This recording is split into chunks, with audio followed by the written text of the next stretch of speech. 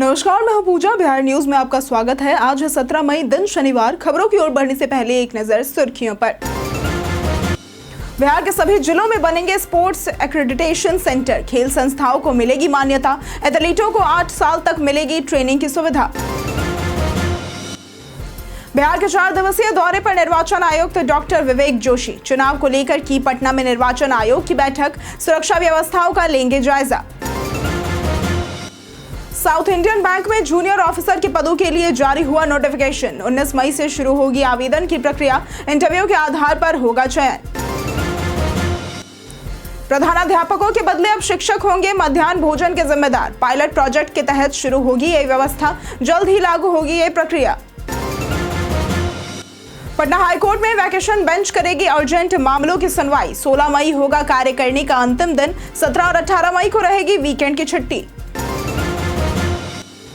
बिहार में 20 मई को होगा शिक्षकों का अंतर जिला तबादला। 11,000 शिक्षकों को होगा फायदा। अधिकांश महिला शिक्षिकाएं हैं शामिल। आज होगा आरसीबी और केकेआर के बीच रोमांचक मुकाबला। 10 दिन की रुकावट के बाद पुनः शुरू होगा आईपीएल का मैच। शाम 7:30 बजे ये मैच होगा शुरू। चलिए अब बढ़ते हैं अब तक की 25 बड़ी खबरों की ओर विस्तार से। साउथ इंडियन बैंक में जूनियर ऑफिसर के पदों के लिए जारी हुआ नोटिफिकेशन। साउथ इंडियन बैंक ने जूनियर ऑफिसर और बिजनेस प्रमोशन ऑफिसर के पदों पर भर्ती के लिए नोटिफिकेशन जारी किया है। आवेदन प्रक्रिया 19 मई 2025 से शुरू होगी और 26 मई 2025 तक चलेगी। ग्रेजुएट उम्मीदवार जिनकी आयु 30 अप्रैल 2025 तक 28 वर्ष से अधिक न हो, वे इसके लिए आवेदन कर सकते हैं। SC/ST वर्ग को 3 साल की उम्र छूट दी गई है। आवेदन ऑनलाइन बैंक की वेबसाइट southindianbank.com पर किया जाएगा। आवेदन शुल्क सामान्य वर्ग के लिए 500 रुपए और SC/ST के लिए 200 रुपए निर्धारित है। चयन ऑनलाइन टेस्ट और इंटरव्यू के आधार पर होगा। चयनित उम्मीदवारों को 3 साल की कॉन्ट्रैक्ट पर 7.44 लाख वार्षिक वेतन मिलेगा, जिसे प्रदर्शन के आधार पर बढ़ाया जा सकता है। अधिक जानकारी के लिए आधिकारिक नोटिफिकेशन को चेक कर सकते हैं। बिहार चुनाव को लेकर पटना में निर्वाचन आयोग की बैठक। भारत के निर्वाचन आयुक्त डॉक्टर विवेक जोशी की अध्यक्षता में शुक्रवार को पटना में बिहार विधानसभा चुनाव की तैयारियों की उच्च स्तरीय समीक्षा बैठक हुई। बैठक में मुख्य निर्वाचन पदाधिकारी, पुलिस व प्रशासनिक अधिकारी शामिल रहे। डॉक्टर जोशी बिहार के 4 दिवसीय दौरे पर है, जिसमें वे पटना, मोतिहारी और बेतिया में चुनावी तैयारियों का निरीक्षण कर रहे हैं। इस दौरान वे ईवीएम की फर्स्ट लेवल चेकिंग यानी कि FLC, मतदान केंद्रों की स्थिति, प्रशिक्षण केंद्रों और सुरक्षा व्यवस्था का जायजा लेंगे। आयोग मतदाता सूची की शुद्धता व बूथ लेवल एजेंटों के प्रशिक्षण पर भी जोर दे रहा है। डॉक्टर जोशी का दौरा निष्पक्ष, शांतिपूर्ण व सहभागी चुनाव सुनिश्चित करने की दिशा में अहम कदम है। सीएम नीतीश की कैबिनेट बैठक में 69 एजेंडों पर लगी मुहर। बीते दिन मुख्यमंत्री नीतीश कुमार की अध्यक्षता में कैबिनेट बैठक में 69 एजेंडों पर मुहर लगी। बिहार सरकार ने कर्मचारियों का DA 53% से बढ़ाकर 55% कर दिया है, जो 1 जनवरी 2025 से लागू होगा। पंचम केंद्रीय वेतनमान के कर्मचारियों को 466% और षष्ठम वेतनमान के कर्मचारियों को 252% महंगाई भत्ता मिलेगा। इससे सरकार पर 1070 करोड़ रुपए का अतिरिक्त भार पड़ेगा। ऑपरेशन सिंदूर में शहीद सशस्त्र कर्मियों के आश्रितों को 50 लाख रुपए अनुग्रह अनुदान दिया जाएगा। गया शहर का नाम बदलकर गया जी किया गया है। सहकारिता विभाग में 333 लिपिक और वाहन चालक संवर्ग में 18 पदों का सृजन होगा। कैंसर की रोकथाम के लिए Bihar cancer care and research society गठित की गई है। पटना उच्च न्यायालय के विकास के लिए 302 करोड़ की स्वीकृति मिली है। कई योजनाओं के लिए वित्तीय मंजूरी भी दी गई है। प्रधानाध्यापकों के बदले अब शिक्षक होंगे मध्याह्न भोजन के जिम्मेदार। प्रदेश में मध्याह्न भोजन योजना के प्रभार से पायलट प्रोजेक्ट वाले प्रारंभिक विद्यालयों के प्रधानाध्यापकों को हटा दिया गया है। इनके स्थान पर मध्याह्न भोजन के प्रभारी शिक्षकों के हस्ताक्षर बैंक में मान्य होंगे। ये बदलाव शुक्रवार तक पूरा कर लिया जाएगा। शिक्षा विभाग के अपर मुख्य सचिव डॉक्टर S सिद्धार्थ के निर्देश पर हर जिले के एक प्रखंड में पायलट प्रोजेक्ट शुरू किया गया है, जिसमें प्रधानाध्यापक एवं प्रधान शिक्षक को मध्याह्न भोजन संचालन से मुक्त रखा गया है। प्रभारी शिक्षक बच्चों की उपस्थिति का फोटो लेकर भोजन सामग्री की व्यवस्था करते हैं और प्रतिदिन ई-शिक्षा कोष पर रिपोर्ट अपलोड करते हैं। विद्यालय शिक्षा समिति वाले स्कूलों में इसके सचिव मध्याह्न भोजन प्रभारी शिक्षक बैंक खाता चलाएंगे, अन्यथा एक अन्य शिक्षक के साथ चलाएंगे। बिहार के सभी जिलों में बनेंगे स्पोर्ट्स एक्रेडिटेशन सेंटर। बिहार में खेलों का इकोसिस्टम तेजी से विकसित हो रहा है। राज्य में राष्ट्रीय और अंतर्राष्ट्रीय प्रतियोगिताओं के साथ साथ खेल इंफ्रास्ट्रक्चर भी मजबूत किया जा रहा है। खिलाड़ियों और संगठनों की सुविधा के लिए केंद्र के सहयोग से सभी जिलों में स्पोर्ट्स एक्रेडिटेशन सेंटर बनाए जा रहे हैं। इन केंद्रों के जरिए खेल संस्थाओं को मान्यता मिलेगी और एथलीटों को 8 साल तक ट्रेनिंग, उपकरण व अन्य सुविधाएं भी दी जाएंगी। मान्यता प्राप्त संस्थाएं बेहतर अवसर और वित्तीय सहायता प्राप्त कर सकेंगी। इसके अलावा पटना के कंकड़बाग स्थित पाटलिपुत्रा खेल परिसर को एथलेटिक्स, कुश्ती और भारोत्तोलन के लिए India state centre of excellence चुना गया है, जो राज्य में खेल प्रतिभाओं को संवारने में अहम भूमिका निभाएगा। बिहार में 20 मई को होगा शिक्षकों का अंतर जिला तबादला। बिहार में टीआरई 1 और टीआरई 2 के तहत नियुक्त करीब 11,500 शिक्षकों का अंतर जिला तबादला 20 मई तक किया जाएगा। इनमें अधिकांश महिला शिक्षिका शामिल है। स्कूलों का आवंटन और हेडमास्टरों की पोस्टिंग 21 मई तक पूरी हो जाएगी। तबादले दूरी के आधार पर होंगे और संबंधित शिक्षकों को पहले SMS भेजा जाएगा, फिर जानकारी ई शिक्षा कोश पोर्टल पर मिल जाएगी। अब तक 5 चरणों में 18,054 शिक्षकों का तबादला किया जा चुका है। पहले चरण में पुराने वेतनमान वाले, दूसरे में असाध्य रोगियों, तीसरे में विभिन्न समस्याओं से ग्रस्त महिला शिक्षकों, चौथे में विशिष्ट महिला शिक्षकों और पांचवें में छूटे हुए मामलों का तबादला किया गया है। 1.90 लाख शिक्षकों ने ऑनलाइन आवेदन किया था। नालंदा में 19 मई को होगा रोजगार मेले का आयोजन। नालंदा जिले के राजगीर मेला मैदान में 19 मई को सुबह 10 बजे से शाम 4 बजे तक 1 दिवसीय रोजगार मेले का आयोजन होगा। जिला नियोजनालय और श्रम संसाधन विभाग द्वारा आयोजित इस मेले में लगभग 20 प्रतिष्ठित कंपनियों द्वारा 1500 रिक्तियों को भरा जाएगा। उम्मीदवारों के पास 8वीं से लेकर PhD तक की शैक्षणिक योग्यता होनी चाहिए। इच्छुक उम्मीदवारों को www.ncs.gov.in पोर्टल पर पंजीकरण करना अनिवार्य है। इसके साथ ही पासपोर्ट साइज फोटो, मार्कशीट और प्रमाण पत्रों की छायाप्रति लाना आवश्यक है। मेले में MRF, Tata Motors, Zomato, Swiggy जैसी प्रमुख कंपनियां भाग लेंगी। ये मेला युवाओं को मुफ्त में रोजगार का सुनहरा अवसर देगा। अधिक जानकारी के लिए 0611-235-9276 पर संपर्क करें। आज सीएम नीतीश करेंगे पटना जंक्शन पर मल्टी मॉडल हब का उद्घाटन।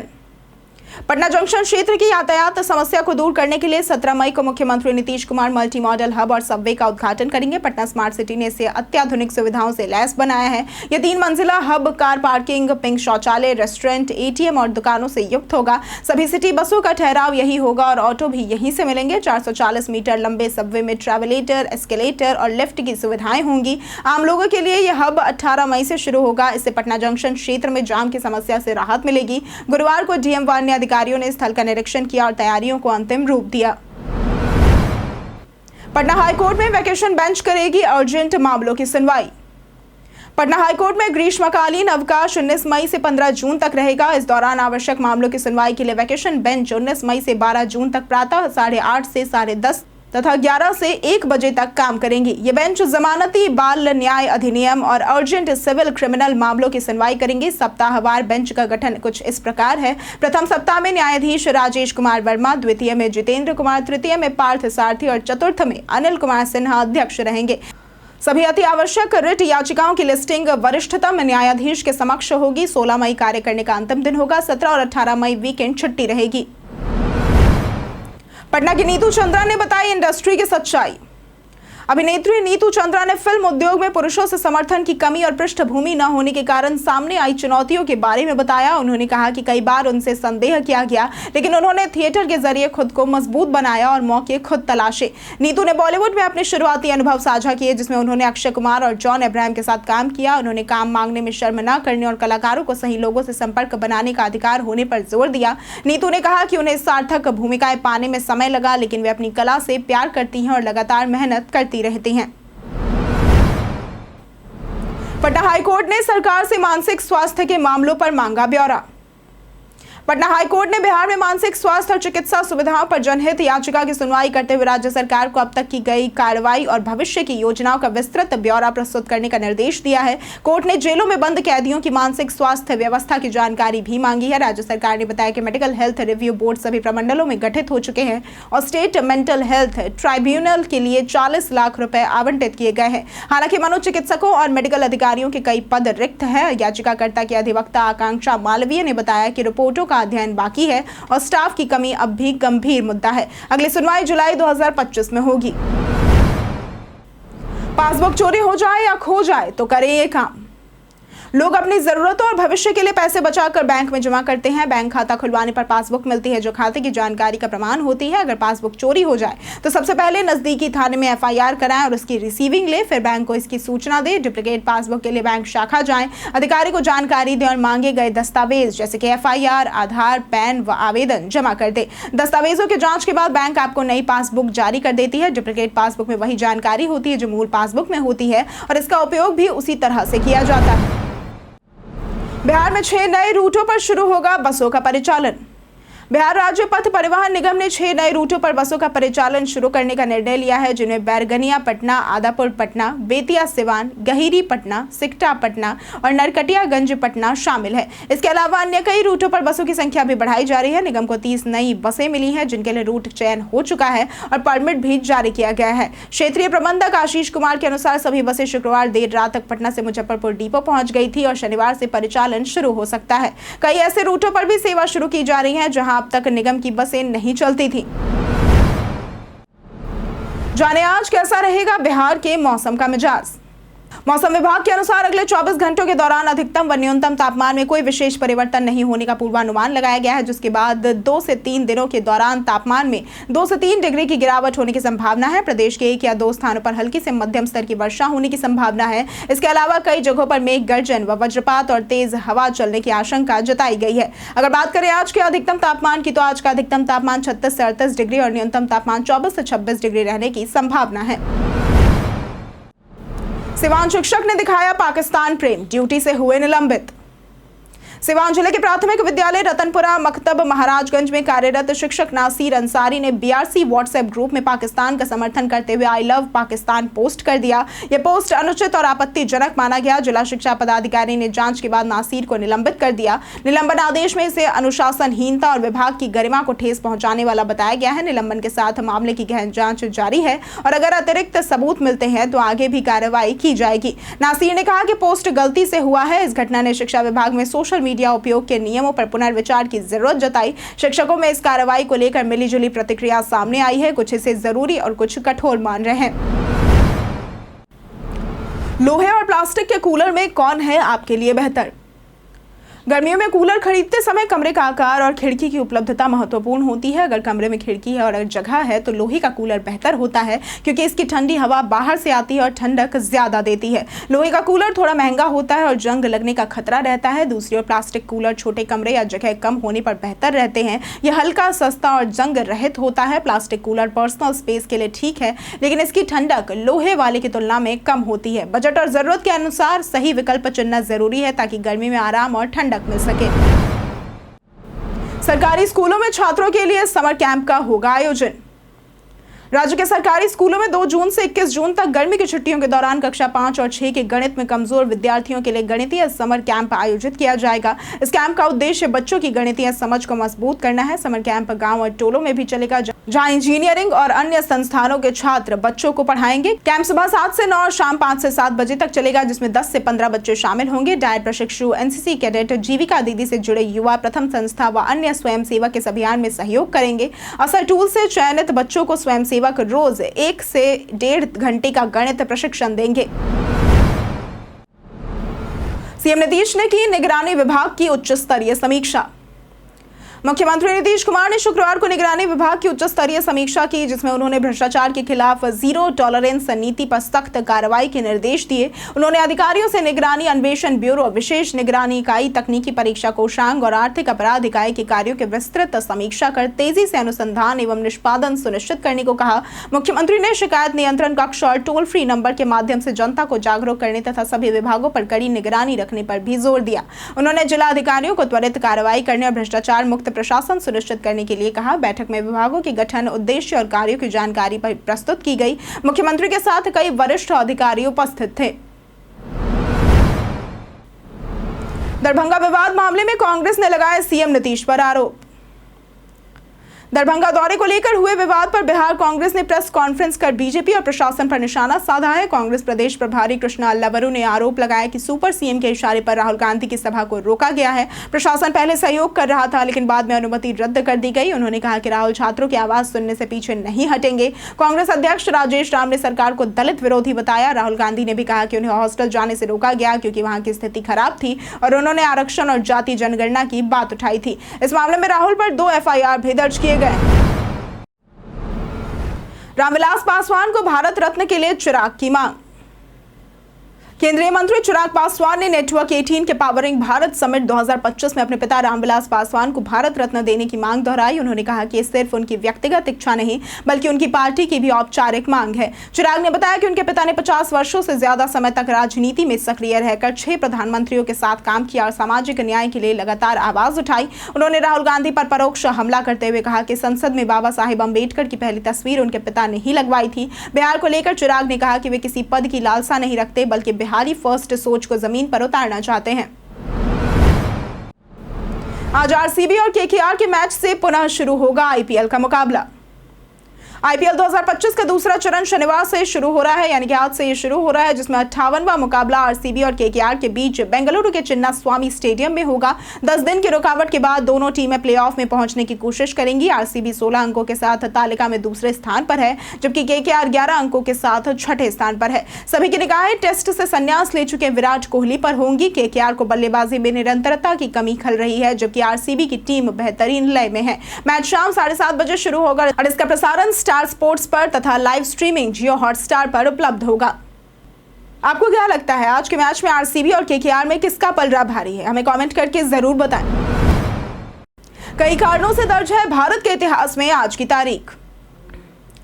2014 में आज ही के दिन भारत के प्रसिद्ध होटल उद्योगपति तथा होटल लीला समूह के संस्थापक सीपी कृष्णन नायर का निधन हुआ था। 2010 में आज ही के दिन देश के सबसे पुराने पारंपरिक खेल कबड्डी को बढ़ावा देते हुए पंजाब सरकार ने कबड्डी विश्व कप का आयोजन करने की घोषणा की थी। 2010 में आज ही के दिन भारतीय बॉक्सरों ने कॉमनवेल्थ बॉक्सिंग चैंपियनशिप के सभी 6 स्वर्ण पदक जीत लिए थे। 1953 में आज ही के दिन हिंदी सिनेमा की अभिनेत्री प्रीति गांगुली का जन्म हुआ था। आज के दिन विश्व दूरसंचार दिवस भी मनाया जाता है। अब सर्च फी में छूट नहीं होगी जोमैटो गोल्ड बेनिफिट्स का हिस्सा। जोमैटो ने अपने गोल्ड मेंबरशिप प्लान में बदलाव करते हुए 16 मई यानी कि बीते दिन से बारिश के मौसम में सरचार्ज माफ करने की सुविधा को खत्म कर दिया है। अब गोल्ड मेंबर्स को भी बारिश में डिलीवरी पर अतिरिक्त चार्ज देना होगा। कंपनी का कहना है कि खराब मौसम में डिलीवरी पार्टनर्स को बेहतर मेहनताना देने के लिए ये जरूरी है। हालांकि सरचार्ज की राशि स्पष्ट नहीं की गई है। स्विगी पहले से ही बारिश में सरचार्ज लेता है, जिससे ये ट्रेंड सामान्य हो सकता है। जोमैटो गोल्ड के अन्य फायदे जैसे कि 7 किलोमीटर के अंदर फ्री डिलीवरी और 30% तक रेस्टोरेंट डिस्काउंट जारी रहेंगे। फेस्टिव सीजन में भी कंपनी पहले से अतिरिक्त चार्ज लेती रही है।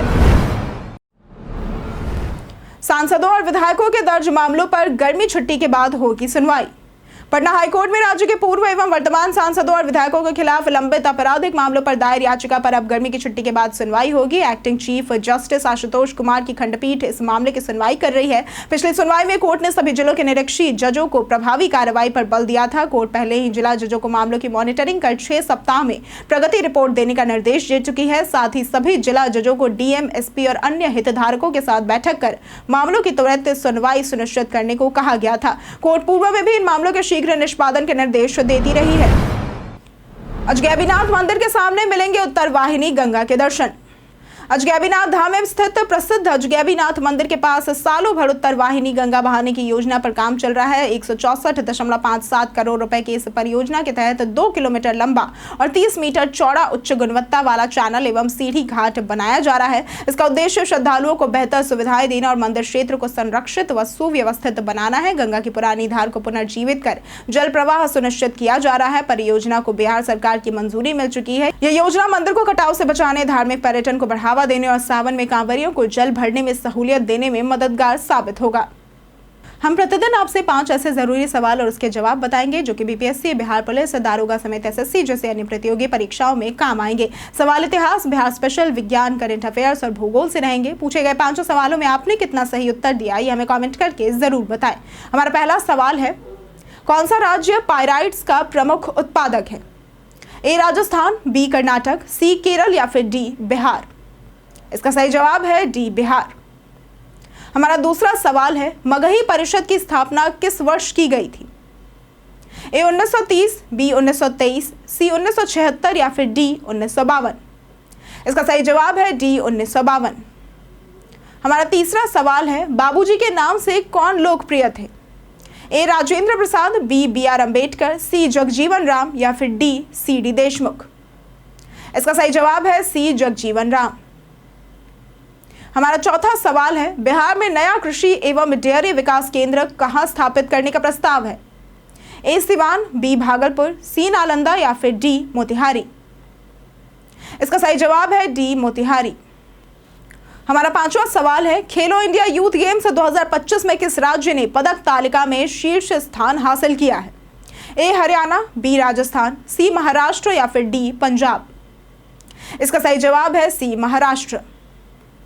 बीते दिन हमारे द्वारा पूछे गए सवाल का जवाब आप लोगों में से बहुत लोगों ने हमारे कमेंट सेक्शन में लिख कर दिया है। जिन्होंने हमारे द्वारा पूछे गए सवाल का जवाब दिया है उनके नाम है मुन्ना प्रसाद, राजकिशोर महतो, प्रदीप पंडित, हृदय नारायण, सोनाली कुमारी, कृष्ण प्रसाद, रंजीत मिश्रा, गजेंद्र सिंह, मुकेश दास, अमित शुक्ला, मैथिली ठाकुर, पुरुषोत्तम कुमार, नीतीश कुमार, बीरेंद्र प्रसाद, रंजय तिवारी, निशांत कुमार, बबलू कुमार, राकेश मिश्रा और संजीव कुमार।